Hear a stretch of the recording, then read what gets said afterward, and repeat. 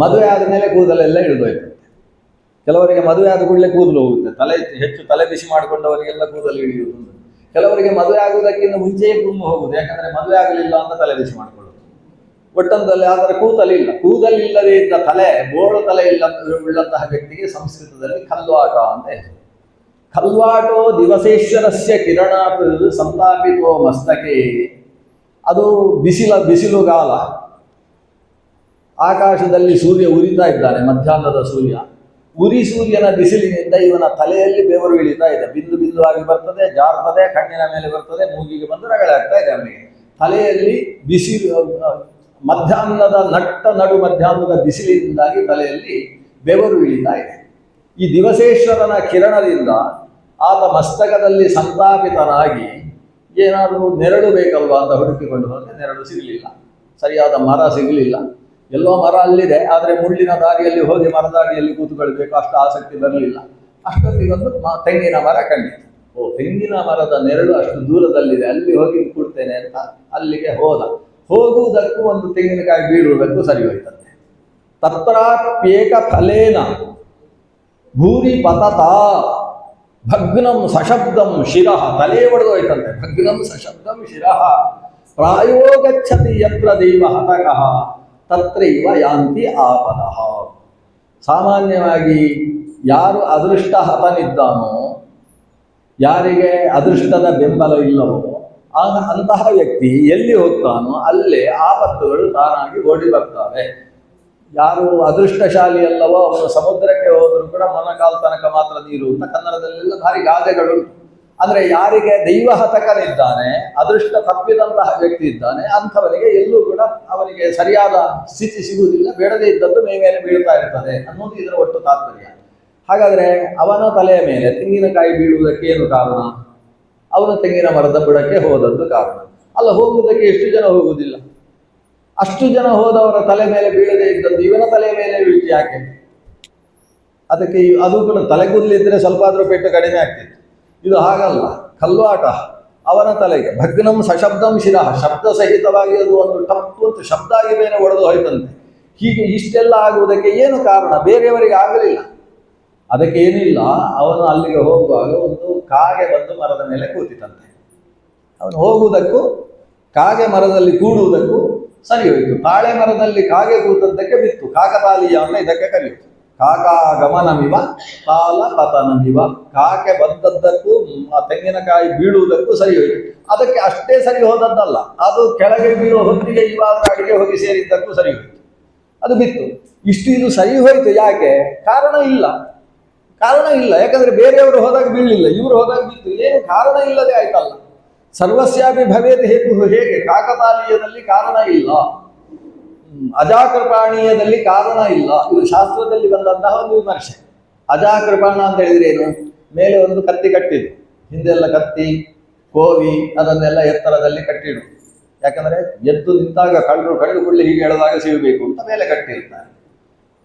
ಒಂದು ಆಡು, ಮನೆಯಲ್ಲಿ ಸಾಕಿದ ಆಡು, ಅದು ಹಾಗೆ ಬರ್ತಾ ಇದೆ. ಬಂದು ಈ ಕತ್ತಿ ಇರುವ ಜಾಗಕ್ಕೆ ಬರ್ತಾ ಇದೆ, ಅಷ್ಟೊತ್ತಿಗೆ ಕತ್ತಿ ಬಿತ್ತಂತೆ. ಬಿದ್ದ ಕತ್ತಿ ಸರಿಯಾಗಿ ಅದರ ಕಂಠಕ್ಕೆ ಬೀಳ್ಬೇಕಾ? ಇದಕ್ಕೆ ಅಜಾಕೃಪಾಣೀಯ ಅಂತ ಕರೀತಾರೆ. ಅಜ ಮತ್ತು ಕೃಪಾಣ ಅಂದ್ರೆ ಕತ್ತಿ. ಇದೊಂದು ರೀತಿ ಕಾಕತಾಲೀಯ ನ್ಯಾಯದಲ್ಲಿ ಘಟಿಸಿರ್ತಕ್ಕಂಥದ್ದು. ಇದಕ್ಕೆಲ್ಲ ನಿಷ್ಕಾರಣವಾಗಿ ನಡೆಯುವಂತಹ ಅನೇಕ ಘಟನೆಗಳಿದ್ದಾವೆ ಅಂತ ಒಂದು ವಾದ ಇದೆ. ಆದರೆ ಇಂಥ ನಿಷ್ಕಾರಣವಾಗಿ ನಡೆಯುವಂತಹದ್ದು ಅಂತ ಏನು ಹೇಳ್ತೇವೋ ಅದಕ್ಕೆ ಕಣ್ಣಿಗೆ ಕಾಣುವ ಕಾರಣ ಇಲ್ಲ ಅಂತ ಇಷ್ಟೇ ಅರ್ಥ. ಯಾವುದು ನಿಷ್ಕಾರಣವಾಗಿ ಯಾವುದೂ ನಡೆಯುವುದಿಲ್ಲ. ಅಕಸ್ಮಾತ್ ಅಂತ ನಾವು ಹೇಳುವಂತಹದ್ದು ಏನು ಅಂತ ಹೇಳಿದ್ರೆ ಕಣ್ಣಿಗೆ ಕಾಣುವ ಕಾರಣ ಇಲ್ಲ. ಅಲ್ಲ, ಕಾಗೆ ಬಂದು ಕೂತದ್ದು ಒಂದು ಕಾರಣ ಉಂಟಲ್ಲ. ಕಾಗೆ ಬಂದು ಕೂತದ್ದಕ್ಕೆ ತೆಂಗಿನಕಾಯಿ ಬಿದ್ದದ್ದಲ್ಲ, ತೆಂಗಿನಕಾಯಿ ಬೀಳುವ ಹೊತ್ತಿಗೆ ಕಾಗೆ ಬಂದದ್ದು. ಕೆಲವೆಲ್ಲ ಹಾಗೆ, ನಾನು ಬಂದದ್ರಿಂದ ನೋಡಿ ಮಳೆ ಬಂತು ಅಂತ, ಇವರು ಬಂದದ್ರಿಂದ ಮಳೆ ಬರುವುದಲ್ಲ, ಮಳೆ ಬರುವ ಹೊತ್ತಿಗೆ ಅವರು ಬಂದರು ಅಷ್ಟೇ. ಕೆಲವರೆಲ್ಲ ಬಂದಾಗ ಮಳೆ ಬರ್ತದೆ, ಅವರು ಮಾತಾಡ್ತಾ ಇರುವಾಗ ಬಾಯಿಯಿಂದ ಮಳೆ ಸುರಿಯುತ್ತೆ ಅಂತ ಅರ್ಥ. ಆದ್ರೆ ಅವರು ಬಂದದ್ದಕ್ಕೆ ಮಳೆ ಬಂದದ್ದು ಅನ್ನುವುದು ಸರಿಯಾದ ವ್ಯವಹಾರ ಅಲ್ಲ. ಅದು ಕಾಲೇ ವರ್ಷದ ಪರ್ಜನ್ಯ ಅಂತ ಜ್ಞಾನಿಗಳೆಲ್ಲ ಪ್ರಾರ್ಥನೆ ಮಾಡಿದ್ದಕ್ಕೋಸ್ಕರ ಅವರ ಪ್ರಾರ್ಥನೆಗೆ ಹೋಗೊಟ್ಟಂತಹ ಭಗವಂತ ಮಳೆ ಸುರಿಸ್ತಾನೆ. ಆದ್ರೆ ಇವ ಬಂದದ್ದಕ್ಕೆ ಅನ್ನೋದೇನಿದೆ ಅದು ಎರಡು ಕೂಡ ಒಂದು ಕಾಲದಲ್ಲಿ ನಡೆಯಿತು ಅನ್ನುವುದಷ್ಟೇ ಅದರಿಂದ ಸೂಚಿತವಾಗತಕ್ಕಂತಹ ವಿಷಯ. ಹಾಗೆ ಯಾವುದನ್ನೆಲ್ಲ ನಾವು ಅಕಸ್ಮಾತ್ ಅಂತ ಹೇಳ್ತೇವೋ ಅದರ ಹಿನ್ನೆಲೆಯಲ್ಲಿ ಅದಕ್ಕೊಂದು ಕಾರಣ ಇದೆ. ಆ ಕಾರಣವನ್ನು ನಾವು ಕರ್ಮ ಅಂತ ಕರೀತೀವಿ. ಆ ಕಲ್ಲಾಟನ ತಲೆಗೇ ತೆಂಗಿನಕಾಯಿ ಯಾಕೆ ಬಿತ್ತು ಅಂದರೆ ಅವನ ಕರ್ಮ, ಅಥವಾ ತೆಂಗಿನಕಾಯಿಯ ಕರ್ಮ ಅಂತ ಹೇಳಿಕ್ಕೆ ಬರುವುದಿಲ್ಲ. ಕೆಲವು ಸಲ ಹಾಗೆ ಹೇಳ್ಬೋದು, ದಾರಿಯಲ್ಲಿ ಹೋಗುವಾಗ ಅವನು ಇವನಿಗೆ ಆಕ್ಸಿಡೆಂಟ್ ಮಾಡಿದ, ಯಾಕಂದ್ರೆ ಅವನೇ ಇವನನ್ನು ಯಾಕೆ ಆಕ್ಸಿಡೆಂಟ್ ಅಪಘಾತ ಯಾಕಾಯಿತು, ಅದು ಇಬ್ಬರ ಕರ್ಮವೂ ಸೇರಿರ್ತದೆ. ಈತನ ಕರ್ಮ ಅವನ ಪೆಟ್ಟಿನಿಂದ ತಾನು ಗಾಯ ಮಾಡಿಕೊಳ್ಳುವಂಥದ್ದು, ಆತನ ಕರ್ಮ ಇವನಿಗೆ ಗಾಯ ಮಾಡಿ ಅದರ ನೋವನ್ನು ತಾನು ಅನುಭವಿಸುವಂಥದ್ದು, ಎರಡು ಇಬ್ಬರ ಕರ್ಮವೂ ಕೂಡ ಅದರಲ್ಲಿ ಸೇರಿಕೊಳ್ತದೆ. ಆದರೆ ಇಲ್ಲಿ ಹಾಗಿಲ್ಲ. ಕರ್ಮ ಅನ್ನೋದು ಚೇತನಕ್ಕೆ ಮಾತ್ರ ಸಂಬಂಧಪಟ್ಟದ್ದು. ಅಚೇತನವಾದಂತಹ ಆ ನಾರಿಕೆಯಲ್ಲ ಫಲ, ಅದಕ್ಕೆ ಕರ್ಮ ಇಲ್ಲ. ಅದರಿಂದ ಕರ್ಮ ಇವನದ್ದೇ. ಇವನ ಕರ್ಮ ಯಾವುದೋ ಕರ್ಮ, ಯಾರ್ದೋ ತಲೆಗೆ ಇವ ಕಲ್ಲ ಹಾಕಿರ್ಬೇಕು ಜನ್ಮಾಂತರದಲ್ಲಿ, ಅದಕ್ಕೆ ಸರಿಯಾಗಿ ಇವತ್ತು ಯಾರೋ ಕಲ್ಲ ಹಾಕಲಿಲ್ಲ, ಆಕಾಶದಿಂದ ತಾನಾಗಿ ಅದು ಬೀಳುವ ಹೊತ್ತಿಗೆ ಇವ ತಲೆ ಕೊಡುವಂತಹ ಪ್ರಸಂಗ ಘಟಿಸಿತು. ಆದರೆ ಜನ್ಮಾಂತರದ ಕರ್ಮವು ಅಲ್ಲಿ ಕಾರಣವಾಗ್ತದೆ. ಆದರೆ ಒಂದು ಪ್ರಶ್ನೆ, ಕರ್ಮ ಹೇಗೆ ಕಾರಣ ಆಗ್ತದೆ? ಇದನ್ನು ಪುರಾಣವೇ ಕೇಳುತ್ತೆ. ಕರ್ಮ ಕಾರಣವಾಗುವುದಕ್ಕೆ ಸಾಧ್ಯ ಇಲ್ಲ. ಯಾಕಂದ್ರೆ ಕರ್ಮ ಅಚೇತನ. ಚೈತನ್ಯವಿಲ್ಲದೆ ಇದ್ದದ್ದು ಚೇತನನಾದಂತಹ ವ್ಯಕ್ತಿಗೆ ದುಃಖಕ್ಕೋ ಸುಖಕ್ಕೋ ಕಾರಣ ಹೇಗಾಗ್ತದೆ? ಆಚಾರ್ಯರು ಕೂಡ ಇದೇ ಪ್ರಶ್ನೆ ಕೇಳ್ತಾರೆ. ನಚ ಕರ್ಮ ವಿಮಾಮಲ ಕಾಲ ಗುಣ ಪ್ರಭೃತಿ ಶಮಚಿತ್ತನು ತದ್ಧಿಯತಃ.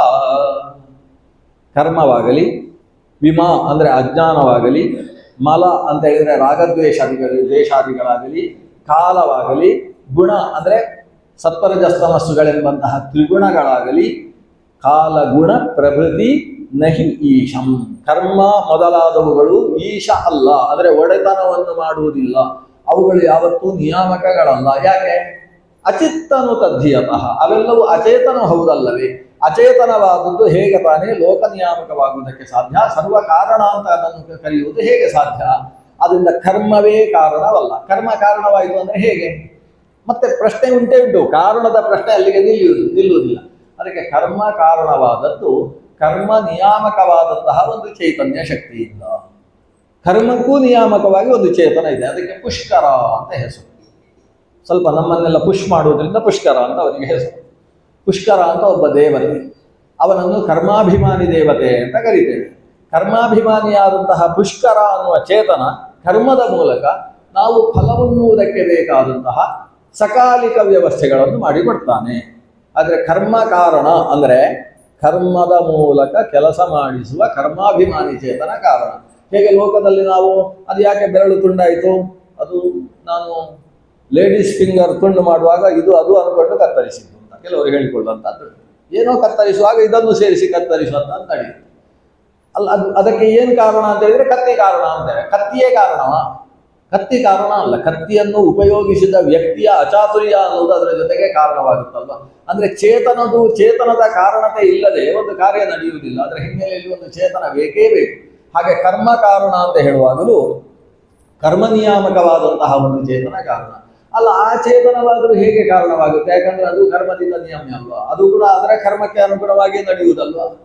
ಹಾಗಾದ್ರೆ ಅದನ್ನು ನಿಯಂತ್ರಿಸ್ತಕ್ಕಂತಹ ಮತ್ತೊಂದು ಚೇತನ ಇದೆ. ಅದು ಈ ಕರ್ಮಾಭಿಮಾನಿಯನ್ನು ನಿಯಂತ್ರಿಸ್ತಕ್ಕಂತಹ ಚೇತನ ಅಂತ ಹೇಳಿದ್ರೆ ಅದು ಶ್ವಾಸಾಭಿಮಾನಿಯಾದ ವಾಯು ಚೇತನ. ಆ ವಾಯು ಚೇತನವು ಕೂಡ ತಾನೇ ಕರ್ಮ ಮಾಡಿತಾ, ಅದಕ್ಕೊಂದು ಕಾರಣ ಬೇಕಲ್ಲ. ಆ ಕಾರಣ ಕೊನೆಗೆ ಹೋಗಿ ನಿಲ್ಲುವುದೆಲ್ಲಿ? ಸರ್ವೇಂದ್ರಿಯಾಭಿಮಾನಿಸ್ಥ ಮುಖ್ಯ ಪ್ರಾಣಸ್ಥ ವಿಷ್ಣುನ ಪ್ರೇರಿತ ಶ್ರೀಶತುಷ್ಟ್ಯರ್ಥಂ ಕರಿಷ್ಯೆ ಕರ್ಮಜಾಹಿನಂ.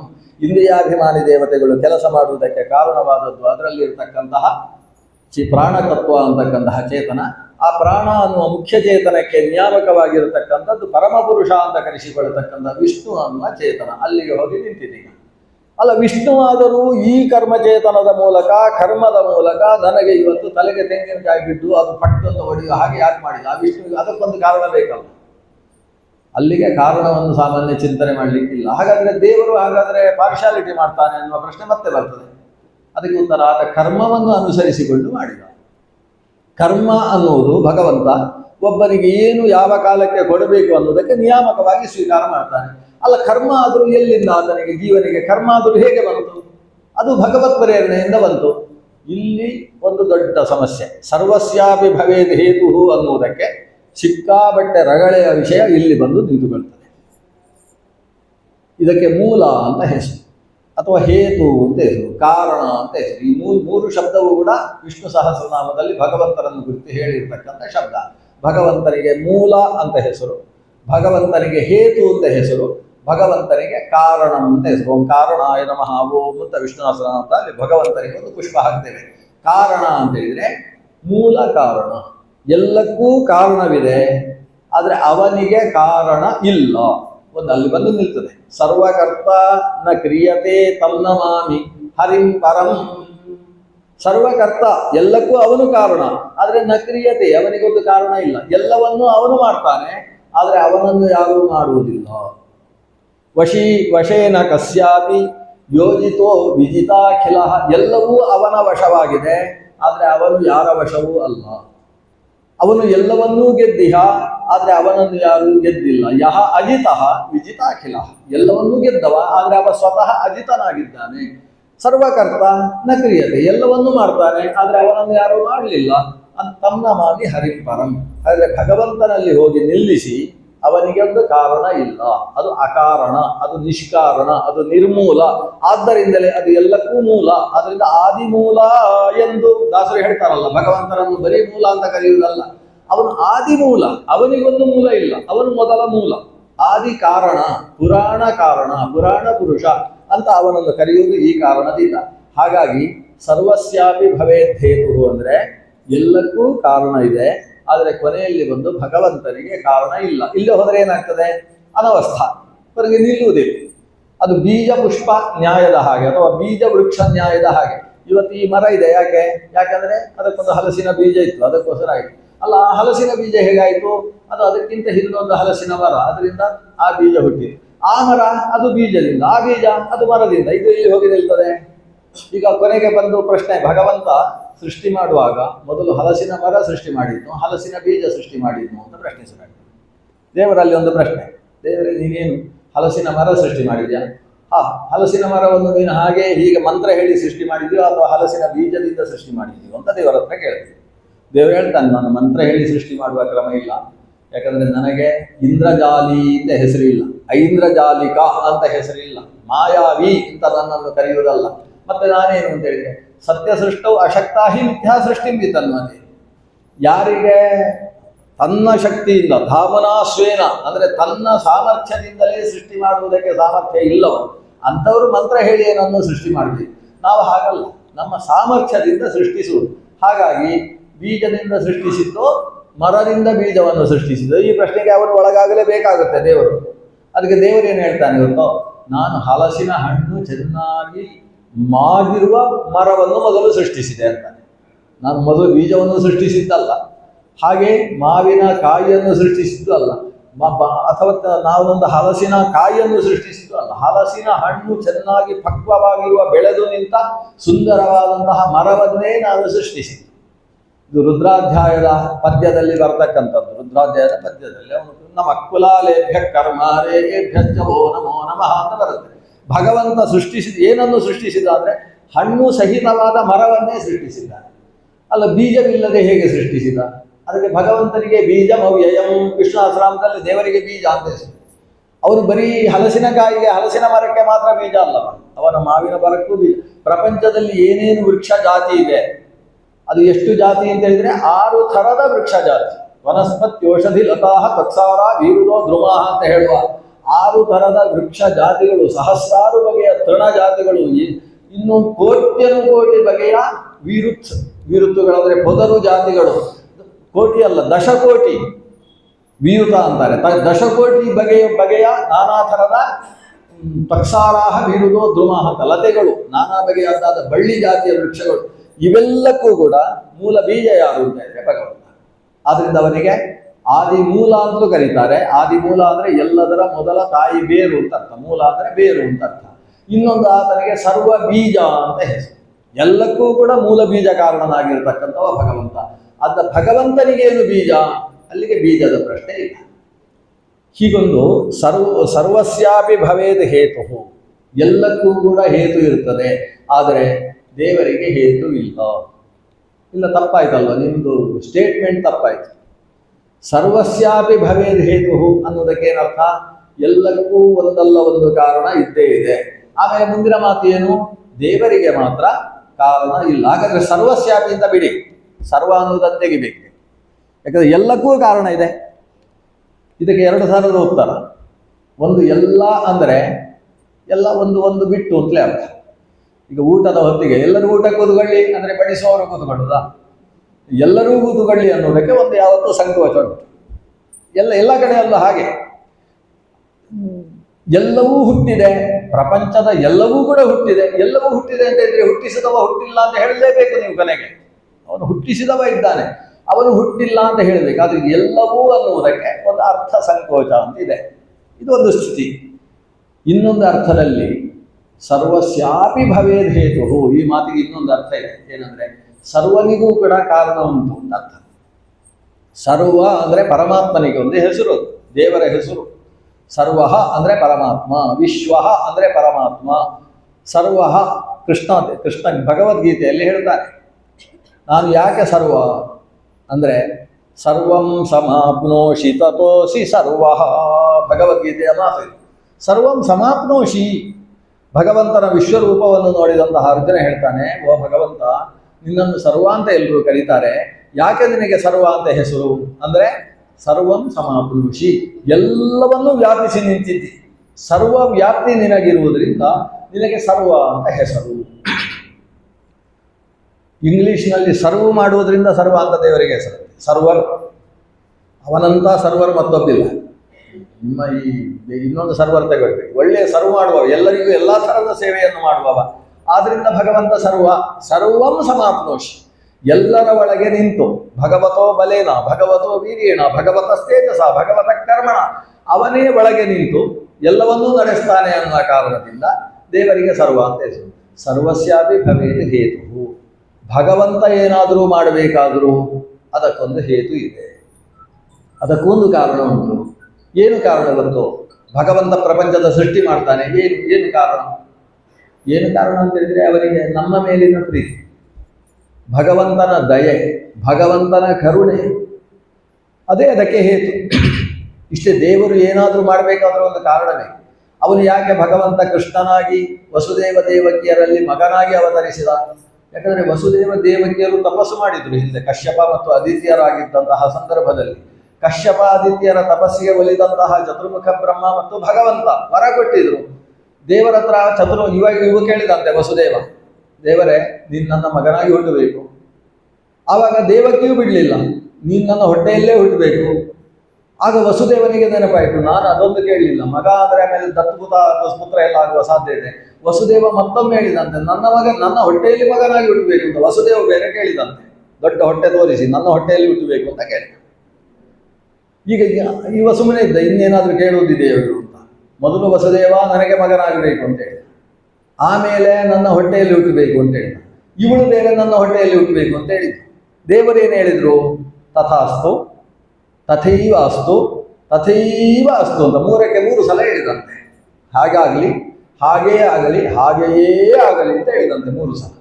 ಹಾಗಾಗಿ ಅದೇ ದಂಪತಿಗಳಲ್ಲಿ 3 ಬಾರಿ ದೇವರು ಹುಟ್ಟಬೇಕಾಗಿ ಬಂತು. ಇದಕ್ಕೂ ದೇವರ ಹಣೆ ಬರಹ ಅಂತ ಇದಕ್ಕೆ ಕೆಲವರು ಕರೆದಿದ್ದಾರೆ.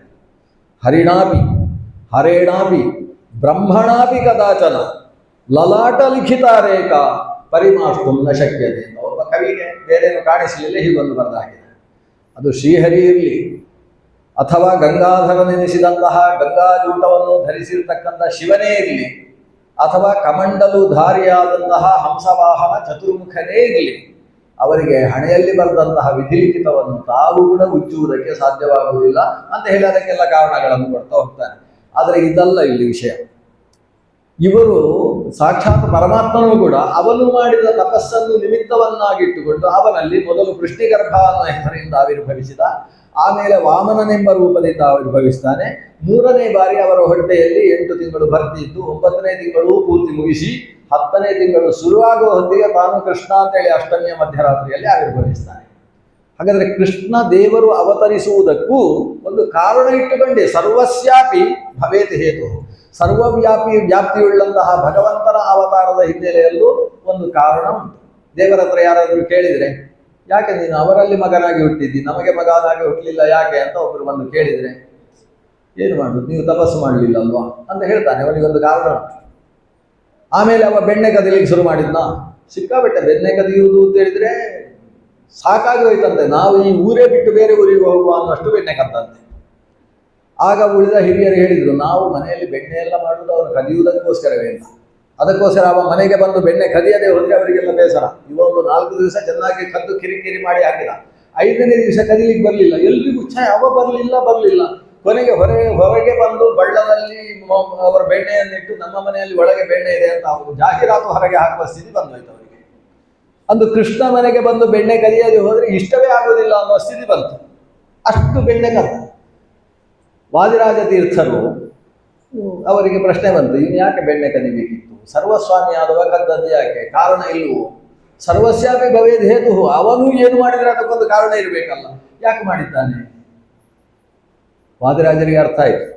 ಅವರು ಹೇಳ್ತಾರೆ, ಕೆಲವರು ಋಷಿಗಳು ಬಂದು ಆಮೇಲೆ ಕೃಷ್ಣ ಹತ್ರ ಕೇಳ್ತಾರೆ, ನೀನು ಆ ಗೋಪಿಕಾ ಸ್ತ್ರೀಯರಿಗೆಲ್ಲ ಮೋಕ್ಷ ಕೊಟ್ಟಿದ್ದೀವಿ, ನಮ್ಗೊಂದು ಮೋಕ್ಷ ಕೊಡ್ಲಿಕ್ಕೆ ಆಗುದಿಲ್ಲ. ನಾವು ಎಂಥ ಉಪವಾಸ ಮಾಡಿ ಎಂಥ ತಪಸ್ಸು ಮಾಡಿದ್ದೇವೆ, ಅಲ್ಲಿ ಆ ಊರಿನಲ್ಲಿ ಗ್ರಹಣ ಇಲ್ಲ ಅಂತ ಈ ಊರಿಗೆ ಬಂದು ಇಲ್ಲಿ 25 ನಿಮಿಷ ಗ್ರಹಣ ಇದ್ರು ಇಲ್ಲಿ ಅನುಷ್ಠಾನ ಮಾಡಿ ಹೋಗಿದ್ದೇವೆ. ಅಷ್ಟೆಲ್ಲ ಸಾಧನೆ ಮಾಡಿದವರಿಗೆ ನಮಗೆ ನೀನು ಮೋಕ್ಷ ಕೊಡುವುದಿಲ್ಲ. ಅವರಿಗೆಲ್ಲ ಬರೀ ಹೆಂಗಸರು, ಅವರೇನು ಗುರುಕುಲದಲ್ಲಿ ಓದಲಿಲ್ಲ, ತಪಸ್ಸು ಮಾಡಲಿಲ್ಲ, ಆದರೂ ಅವರಿಗೆ ನೀನು ಮೋಕ್ಷ ಕೊಡುವುದಾ ಅಂತ ಋಷಿಗಳು ಒಂದು ರೀತಿಯ ಆಬ್ಜೆಕ್ಷನ್ ಹಾಕಿದ್ರಂತೆ.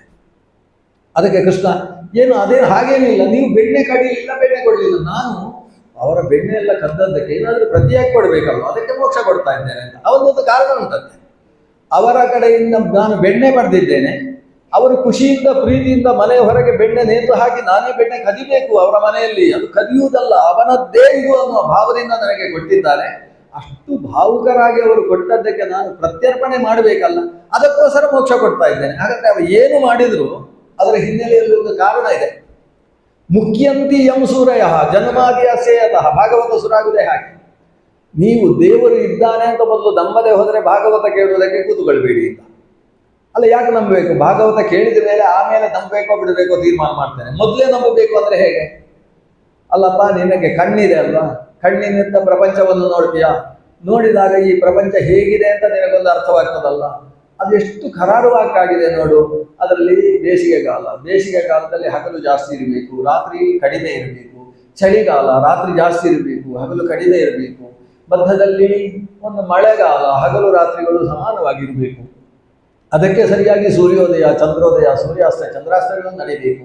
ಋತುಚರ್ಯೆಗಳು ಬದಲಾಗಬೇಕು. ಆಯಾ ಋತುವಿನಲ್ಲಿ ಎಷ್ಟು ಹೊತ್ತಿಗೆ ಚಂದ್ರ ಉದಯಿಸಬೇಕು, ಯಾವ ಕಾಲಕ್ಕೆ ಸರಿಯಾಗಿ ಸೂರ್ಯ ಮತ್ತು ಚಂದ್ರ ಮತ್ತು ಭೂಮಿ ಇವುಗಳು 3 ಸಮಾನಾಂತರವಾಗಿ ಬಂದು ಗ್ರಹಣವೆಂಬ ವ್ಯವಸ್ಥೆ ನಡಿಬೇಕು. ಇದು ಯಾವತ್ತಾದರೂ ತಪ್ಪಿದ್ದುಂಟ? ಒಂದು ಲೆಕ್ಕಾಚಾರವನ್ನು ಮೀರಿ ನಡೆದದ್ದುಂಟ? ಕ್ರಮ ಪ್ರಕಾರ ನಡೆಯುತ್ತಲ್ವ? ಇಷ್ಟೊಂದು ಕ್ರಮ ಪ್ರಕಾರ ನಡೆಯುವ ಪ್ರಪಂಚವನ್ನು ನೋಡಿ ನೀನು ಇಷ್ಟು ಒಂದು ವ್ಯವಸ್ಥಿತವಾದಂತಹ ಈ ಸೃಷ್ಟಿ ಆಗಬೇಕಾದ್ರೆ ಇದರ ಹಿಂದೆ ಒಬ್ಬ ಮಹಾವಿಜ್ಞಾನಿ ಇರಬೇಕು ಅಂತ ನೀನು ತಿಳ್ಕೊಳ್ಬೇಕೋ ಬೇಡವೋ? ನಿನ್ನ ಕೈಯಲ್ಲಿರ್ತಕ್ಕಂಥ ಒಂದು ಗಡಿಯಾರವನ್ನು ನೋಡಿ ತೀರ್ಮಾನಿಸ್ತೀನಿ. ಇಷ್ಟು ಕರಾರುವಾಕ್ಕಾಗಿ ಚಿಕ್ಕ ಮಳ್ಳು ದೊಡ್ಡ ಮಳ್ಳು ಎರಡೂ ಕೂಡ ವ್ಯವಹರಿಸ್ತದೆ ಅಂತ ಆದರೆ, ಇಷ್ಟು ನಾನು ನಿದ್ದೆ ಮಾಡಿದ್ರೂ ಅದು ಮಲ್ಕೊಳ್ಳುವುದಿಲ್ಲ ಅಂತ ಆದರೆ, ಇದರ ಹಿಂದೆ ಒಬ್ಬ ಸರಿಯಾದಂತಹ ವಿಜ್ಞಾನಿ ಕೆಲಸ ಮಾಡಿದ್ದಾನೆ ಅಂತ ನೀನು ಊಹಿಸ್ತಿ ಅಂತ ಅಂದ ಮೇಲೆ, ಕಣ್ಣಿಗೆ ಕಾಣದೇ ಇದ್ದ ವಿಜ್ಞಾನಿ ಇದ್ದೇ ಇದ್ದಾನೆ ಅಂತ ದೃಢವಾಗಿ ನೀನು ನಂಬ್ತಿ ಅಂತ ಆದ ಮೇಲೆ, ಈ ಪ್ರಪಂಚ ಸೂರ್ಯ ಚಂದ್ರರೆಂಬಂತಹ 2 ಮುಳ್ಳುಗಳು ಕಾಲಕ್ಕೆ ಸರಿಯಾಗಿ ತಿರುಗಾಡ್ತಾ ಸಮಯ ಸೂಚನೆಯನ್ನು ಮಾಡ್ತಾ ಇದ್ದಾವೆ. ಇಷ್ಟು ಸುಂದರವಾದ ಈ ಗಡಿಯಾರ ಏನಿದೆ, ಪ್ರಪಂಚವೆಂಬಂತಹ ಅಸ್ಯ ಜನ್ಮಾದಿಯತಃ, ಈ ಪ್ರಪಂಚಕ್ಕೆ ಸೃಷ್ಟಿಯಾದಿಗಳನ್ನು ಕೊಟ್ಟವ ಯಾರೋ ಒಬ್ಬ ಇರಬೇಕಲ್ವಾ? ಅರ್ಥೇಶ್ವವಿಜ್ಞನಾದವ, ಎಲ್ಲವನ್ನೂ ತಿಳಿದವ, ಮಹಾವಿಜ್ಞಾನಿಯಾದವ. ಅಂತಹ ಮಹಾಜ್ಞಾನಿಯೇ ಅವನು ಭಗವಂತ. ಅವನನ್ನು ತಿಳ್ಕೊ. ಕಾರಣ ಇಲ್ಲದೆ ಈ ಸೃಷ್ಟಿ ಸಾಧ್ಯ ಇಲ್ಲ. ಯಾವುದು ಕಾರ್ಯವೋ ಅದರ ಹಿನ್ನೆಲೆಯಲ್ಲಿ ಒಂದು ಕಾರಣ ಇದೆ. ಅಲ್ಲೊಂದು ಹೊಗೆ ಕಾಣ್ತದೆ ಅಂತ ಆದ ಮೇಲೆ, ಹೊಗೆ ಇದೆ ಅಂತ ಆದರೆ ಹೊಗೆಗೆ ಒಂದು ಕಾರಣ ಇರಬೇಕು. ಬೆಂಕಿ ಇಲ್ಲದೆ ಹೊಗೆ ಇಳಿಯುವುದಕ್ಕೆ ಸಾಧ್ಯ ಇಲ್ಲ. ಹೊಗೆಗೆ ಕಾರಣವಾದದ್ದು ಅಗ್ನಿ.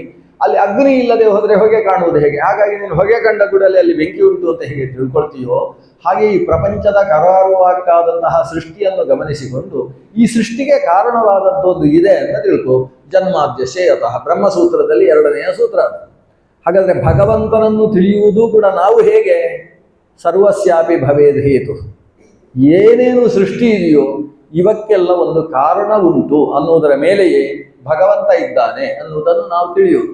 ಆಮೇಲೆ ಆ ಭಗವಂತ ಇದ್ದಾನೆ ಅಂತ ಒಂದು ಇಷ್ಟು ಸಾಮಾನ್ಯ ಮುಖೇನ ತಿಳಿದ ಮೇಲೆ ಆ ಭಗವಂತ ಹೇಗಿದ್ದಾನೆ ಅಂತ ತಿಳಿಯುವುದಕ್ಕೆ ವೇದವನ್ನು, ವೇದಾಂತವನ್ನು, ವೇದಾಂಗಗಳನ್ನು ಅಥವಾ ಪುರಾಣವನ್ನು ಅಥವಾ ಹರಿಕಥಾಮೃತ ಸಾರವನ್ನು ಆಮೇಲೆ ಓದು. ಆ ದೇವರು ಹೇಗಿದ್ದಾನೆ ಅಂತ ತಿಳಿಯುವುದಕ್ಕೆ ನಂತರದಲ್ಲಿ. ಮೊದಲು ದೇವರಿದ್ದಾನೆ ಅಂತ ತಿಳಿಯುವುದಕ್ಕೆ ನಮಗೆ ಕಾರ್ಯಕಾರಣ ಭಾವವೇ ಮಾರ್ಗ. ಈ ಕಾರ್ಯಕಾರಣ ಭಾವದ ಮೂಲಕ ಭಗವಂತನ ಯಾವ ಅವತಾರ ಬೇಕಾದರೂ ಆಗಲಿ, ಅವನು ನರಸಿಂಹನೇ ಆದದ್ದು ಯಾಕೆ ಅಂತ ಕೇಳಿದ್ರೆ ಚತುರ್ಮುಖ ಬ್ರಹ್ಮ ವರ ಕೊಟ್ಟದ್ದು ಹಾಗೆ. ಆದ್ರಿಂದ ಚತುರ್ಮುಖ ಬ್ರಹ್ಮ ವರ ಕೊಟ್ಟದ್ದು ಹಾಗೆ ಯಾಕೆ ಅಂತ ಹೇಳಿದ್ರೆ ಈ ಹಿರಣ್ಯಕಶಿಪು ಹಾಗೆ ಅಂತ ವರ ಕೇಳಿದ್ರಿಂದ, ಅವನು ವರವನ್ನು ಕೇಳಿದ್ದು ಹಾಗೆಯೇ ಯಾಕೆ ಅಂತ ಹೇಳಿದ್ರೆ ಅದಕ್ಕೆ ಪರಮಾತ್ಮ ಹಾಗೆ ಪ್ರೇರಣೆ ಮಾಡಿದ್ದರಿಂದ. ಪರಮಾತ್ಮ ಹಾಗೆ ಯಾಕೆ ಪ್ರೇರಣೆ ಮಾಡಿದ? ಆ ಹಿರಣ್ಯಕಶಿಪುವಿನ ಕರ್ಮ ಹಾಗೆ ಇದ್ದದ್ದಕ್ಕೆ. ಆ ಕರ್ಮವಾದರೂ ಹಾಗೆ ಯಾಕೆ? ಅದು ಜಯ ವಿಜಯರು ಹಾಗೆ ಮಾಡಿದ್ರಿಂದ ಎಲ್ಲಿಗೆ ಹೋಗ್ತದೆ? ಕೊನೆಗೆ ಭಗವಂತನಲ್ಲಿ ಹೋಗಿ ನಿಲ್ತದೆ. ಪ್ರತಿಯೊಂದೂ ಕೂಡ ಭಗವಂತನಲ್ಲಿ ನಿಲ್ಲುವುದಕ್ಕೆ ಅವಕಾಶವಿದ್ದದ್ದರಿಂದ ಅದಕ್ಕೊಂದು ಅನವಸ್ಥಾ ಇಲ್ಲ. ಅನವಸ್ಥಾ ಇಲ್ಲದ ಕಾರ್ಯಕಾರಣ ಭಾವ. ಇದಿಷ್ಟು ನಾನು ಇವತ್ತು ನಿಮಗೆ ಹೇಳಬೇಕಾದಂತಹ ಉಪನ್ಯಾಸದ ಮೂಲ ವಿಷಯ. ಒಟ್ಟು ಇಲ್ಲಿ ಉಪಸಂಹಾರಕ್ಕೆ ಬರುವುದಾದರೆ, ನಮ್ಮ ವಾದಿರಾಜರು ರಚಿಸಿರತಕ್ಕಂಥ ಯುಕ್ತಿ ಮಲ್ಲಿಕಾ ಅನ್ನುವ ಗ್ರಂಥ. ಯುಕ್ತಿ ಮಲ್ಲಿಕೆಯಲ್ಲಿ ಈ ಕಾರ್ಯಕಾರಣದ ಭಾವದ ಬಗ್ಗೆ ಬಹಳ ಸುಂದರವಾದ ವಿವರಣೆ ಇದೆ. ಸರ್ವಸ್ಯಾಪಿ ಭವೇದ್ ಹೇತು ಅಂತ ಹೇಳಿದರೆ ಎಲ್ಲಕ್ಕೂ ಕಾರಣ, ಸರ್ವಸಾಧಾರಣವಾದ ಒಂದು ಕಾರಣ ಇದೆ. ಸರ್ವಸಾಧಾರಣವಾದ ಕಾರಣಗಳು ಯಾವುದಿಲ್ಲ? ಒಂದು ಭಗವಂತ ಅಂತ ಸುಲಭವಾಗಿ ಹೇಳಬೇಕು, ಅವ ಎಲ್ಲಕ್ಕೂ ಕಾರಣ. ಸರ್ವಸ್ಯಾಪಿ ಅಯಂ ಹೇತು. ಎರಡನೇದ್ದು ಭಗವಂತನ ಜ್ಞಾನ, ಅದು ಭಗವಂತನೇ, ಬೇರೆ ಅಲ್ಲ. ಮತ್ತೊಂದು ಭಗವಂತನ ಇಚ್ಛೆ, ಮತ್ತೊಂದು ಭಗವಂತನ ಪ್ರಯತ್ನ. ಪ್ರಯತ್ನ ಅಂದರೆ ಭಾರಿ ಪ್ರಯಾಸ ಅಂತ ಅರ್ಥ ಅಲ್ಲ, ಭಗವಂತನ ಕೃತಿ, ಭಗವತ್ ಕೃತಿ, ಅದು ಸರ್ವಕ್ಕೂ ಕೂಡ ಕಾರಣೀಭೂತವಾದದ್ದು. ಇದಿಷ್ಟಲ್ಲದೆ ಅದೃಷ್ಟ. ಅದೃಷ್ಟ ಅಂದ್ರೆ ಏನು? ಪುಣ್ಯ ಪಾಪಗಳು. ಪುಣ್ಯ ಪಾಪಗಳು ನಾವು ಮಾಡಿದ ಕರ್ಮ ಅಂತ ಅರ್ಥ. ವ್ಯಕ್ತಿಗಳು ಮಾಡಿದಂತಹ ಕರ್ಮಗಳು ಸರ್ವಕ್ಕೂ ಕಾರಣ. ಹೇಗೆ ಒಂದು ಅನಾರೋಗ್ಯ ಉಂಟಾಯಿತು, ಅನಾರೋಗ್ಯಕ್ಕೆ ಕಾರಣವಾಗಿ ಕಫ ಪ್ರಕೋಪವೋ, ಪಿತ್ತ ಪ್ರಕೋಪವೋ, ವಾತ ಪ್ರಕೋಪವೋ ಕಾರಣ ಅಂತೇವೆ. ಆ ವಾತ ಪಿತ್ತ ಪ್ರಕೋಪ ಉಂಟಾಗುವುದಕ್ಕೆ ಕಾರಣ ಏನು ಅಂತ ಹೇಳಿದ್ರೆ ಸರಿಯಾಗಿ ಊಟ ಮಾಡದೇ ಇದ್ದದ್ದು ಅಥವಾ ಎದ್ದಾದದ್ದು ಊಟ ಮಾಡಿದ್ದು ಕಾರಣ ಅಂತ ಹೇಳ್ತೇವಲ್ವಾ. ಈ ಆಹಾರ ವಿಹಾರಾದಿಗಳು ಹೇಗೆ ಕಫಾದಿ ಪ್ರಕೋಪಕ್ಕೆ ಕಾರಣವಾಗಿ ದೋಷತ್ರಯದ ಮಾಲಿನ್ಯದ ಕಾರಣದಿಂದಾಗಿ ಆತನಿಗೆ ರೋಗಕ್ಕೆ ಕಾರಣವಾಗ್ತದೋ, ಹೀಗೆ ಒಂದು ಕಾರಣಮಾಲೆ ಪ್ರತಿಯೊಂದರಲ್ಲಿ ಇರುವಂತೆಯೇ ಸರ್ವಕ್ಕೂ ಕೂಡ ಕಾರಣವಾಗಿ ಅದೃಷ್ಟ ಅಂದರೆ ಪುಣ್ಯ ಪಾಪಗಳೆಂಬಂತಹ ನಮ್ಮ ಕರ್ಮಗಳು ಕಾರಣವಾಗಿರುತ್ತವೆ. ಮನುಷ್ಯನ ಜನ್ಮದಲ್ಲಿ ಅನುಭವಿಸತಕ್ಕಂತಹ ನಾನಾ ರೀತಿಯ ಸುಖಭೋಗಾದಿ ಸಂಬಂಧಿಯಾದ ನಾನಾ ವ್ಯವಸ್ಥೆಗಳು, ಇವೆಲ್ಲಕ್ಕೂ ಕಾರಣವಾಗಿ ಕರ್ಮ ಇರ್ತದೆ. ಆದರೆ ಆ ಕರ್ಮವನ್ನು ನಿಯಂತ್ರಿಸತಕ್ಕಂತಹ ಕರ್ಮಾಭಿಮಾನಿ ದೇವತಾ ಶಕ್ತಿಗಳಿರ್ತವೆ. ಅವುಗಳನ್ನು ನಿಯಂತ್ರಿಸುವುದಕ್ಕೆ ಮುಖ್ಯ ಪ್ರಾಣ ಅನ್ನುವ ತತ್ವ ಇದೆ. ಅದನ್ನು ನಿಯಂತ್ರಿಸುವುದಕ್ಕೆ ಪರಮಾತ್ಮನೆಂಬಂತಹ ಪರಮ ಕಾರಣ ಅಥವಾ ಆದಿ ಮೂಲ ಅಂತ ಕರೆಸಿಕೊಳ್ತಕ್ಕಂಥ ಭಗವಂತ ಇದ್ದಾನೆ. ಅವನು ಸರ್ವಕ್ಕೂ ಕೂಡ ಹೇತು. ಅದರಿಂದ ಎಲ್ಲ ವಿಷಯವೂ ಭಗವಂತನಲ್ಲಿ ಹೋಗಿ ನಿಲ್ಲುತ್ತೆ ಅನ್ನುವುದು ಯುಕ್ತಿ ಮಲ್ಲಿಕೆ ಈ ಕಾರಣತ್ವದ ಮೂಲಕವಾಗಿ ನಿರೂಪಿಸ್ತಕ್ಕಂಥ ವಿಷಯ. ಇನ್ನು ಇದೇ ಕಾರಣತ್ವದ ವಿವರಣೆ ನಾವು ವ್ಯಾಸತೀರ್ಥರಲ್ಲಿ ನೋಡಬೇಕಾದ್ರೆ ನಾವು ನ್ಯಾಯಾಮೃತಕ್ಕೆ ಹೋಗುವುದು ಒಳ್ಳೆಯದು. ನ್ಯಾಯಾಮೃತದಲ್ಲಿ ಶ್ರುತ್ಯರ್ಥ ವಿವರಣೆಯನ್ನು ಎರಡನೆಯ ಭಾಗದಲ್ಲಿ, ಮಧ್ಯದ ಭಾಗದಲ್ಲಿ ಶ್ರುತ್ಯರ್ಥ ವಿವರಣೆಗಳನ್ನು ಕೊಡ್ತಾ ಹೋಗ್ತಾರೆ. ವಿಶ್ವ ಮಾಯಾ ನಿವೃತ್ತಿ ಅನ್ನುವ ಮಾಯಾ ಶಬ್ದದ ವಿವರಣೆಯನ್ನೆಲ್ಲ ಕೊಡ್ತಾ ಹೋಗ್ತಾರೆ. ಸರ್ವಕ್ಕೂ ಕಾರಣ ಯಾವುದು? ಮಾಯೆ. ಮಾಯೆ ಅಂದ್ರೆ ಏನು? ಭಗವಂತನ ಜ್ಞಾನ, ಭಗವಂತನ ಅಚಿಂತ್ಯವಾದ ಶಕ್ತಿ. ಭಗವಂತನ ಅಚಿಂತ್ಯ ಶಕ್ತಿಯಿಂದ ಎಲ್ಲವೂ ಕೂಡ ನಿಷ್ಪನ್ನವಾಗುತ್ತೆ. ಹೀಗೆ ಸರ್ವ ಕಾರಣಗಳ ಬಗ್ಗೆ ನಮ್ಮ ಯತಿತ್ರಯರಲ್ಲಿ ಪ್ರಮುಖರಾದಂತಹ ಶ್ರೀ ವಾದಿರಾಜರಿರ್ಬೋದು, ಶ್ರೀ ವ್ಯಾಸತೀರ್ಥರಿರ್ಬೋದು, ಅದರ ಜೊತೆಗೆ ನಮ್ಮ ಸತ್ಯಧರ್ಮರ ಆರಾಧನೆ ಜೊತೆಗೆ ಬರುವುದಾ? ಧೀರೇಂದ್ರ ತೀರ್ಥರ ಸ್ವಾಮಿ, ಧೀರೇಂದ್ರ ತೀರ್ಥರ ಆರಾಧನೆಯು ಕೂಡ ಜೊತೆಗೆ ಬರ್ತಾ ಇದೆ. ಎಲ್ಲ ಆರಾಧನೆಯನ್ನು ಜೊತೆ ಸೇರಿಸಿಕೊಂಡು ಅವರು ಕೊಟ್ಟಂತಹ ವಾಂಗ್ಮಯದ ಬಗ್ಗೆ ಚಿಂತನೆಯನ್ನು ನಡೆಸುವ ಒಂದು ವಿಶಿಷ್ಟವಾದ ಕಾರ್ಯವನ್ನು ಈ ಸಂಸ್ಥೆ ರಾಘವೇಂದ್ರ ತೀರ್ಥರ ಛತ್ರದ ಅಡಿಯಲ್ಲಿ ನಡೆಸ್ತಾ ಇದೆ. ಅದರಲ್ಲಿ ಶ್ರದ್ಧೆಯಿಂದ ತಮ್ಮಂತಹ ಶ್ರದ್ಧಾಳುಗಳು ಭಾಗವಹಿಸ್ತಾ ಇದ್ದೀರಿ. ಇಲ್ಲಿಯ ವ್ಯವಸ್ಥಾಪಕರು, ಪದಾಧಿಕಾರಿಗಳು ಅದನ್ನು ಯೋಜಿಸ್ತಾ ಇದ್ದಾರೆ. ಸರ್ವರಿಗೂ ಭಗವಂತ ಹಿತೋಪೇಕ್ಷವಾದಂತಹ ಶ್ರೇಯಸ್ಸನ್ನು, ಜ್ಞಾನಭಕ್ತಿ ವೈರಾಗ್ಯ ಅಭಿವೃದ್ಧಿಯನ್ನು ದಯಪಾಲಿಸಿ ಅಂತ ಭಗವಂತನನ್ನು ಗುರುಗಳಲ್ಲೂ ಪ್ರಾರ್ಥಿಸಿ, ಈ ಸುಂದರವಾದ ವ್ಯವಸ್ಥೆಗೋಸ್ಕರ ಯುವಕರಿಗೆ ಇನ್ನಷ್ಟು ಶಕ್ತಿಯನ್ನು ಭಗವಂತ ತುಂಬಲಿ ಅಂತ ದೇವರಲ್ಲಿ ಪ್ರಾರ್ಥಿಸ್ತಾ ನನ್ನ 4 ಮಾತುಗಳನ್ನು ಪೂಜ್ಯ ಗುರುಗಳಾದ ಶ್ರೀ ವಿಶ್ವೇಶತೀರ್ಥ ಶ್ರೀಪಾದರ ಅಂತರ್ಯಾಮಿಯಾದ ಮಧ್ವಪತಿ ಗೋಪಾಲಕೃಷ್ಣ ಸ್ವಾಮಿಯಲ್ಲಿ ಸಮರ್ಪಣೆ ಮಾಡ್ತೇನೆ. ಶ್ರೀಕೃಷ್ಣಾರ್ಪಣಮಸ್ತು. ಅಕ್ಷಯಂ